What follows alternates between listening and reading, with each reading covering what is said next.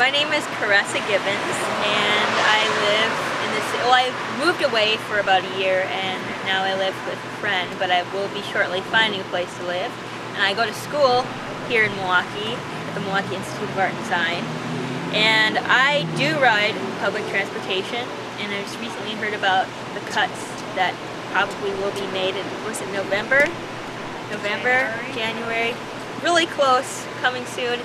And I've decided to join in the fight because, well, for me personally, one of the main reasons why I think it's important to take public transportation is just because of our ecosystem and our depleting ecosystem and our reliance on foreign oil.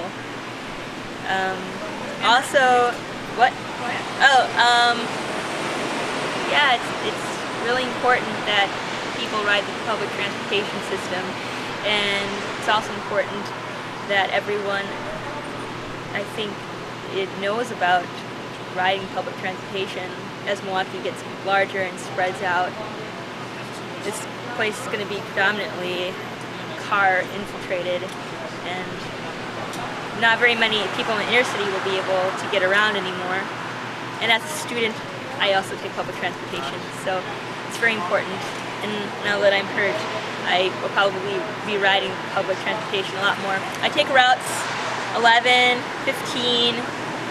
I go out to Mayfair a lot because I've got like my dental and my eye people out there. So it's really important that we make sure that, well, at least those routes aren't cut, especially I heard 11's getting cut, potentially. What happens to you if they cut routes?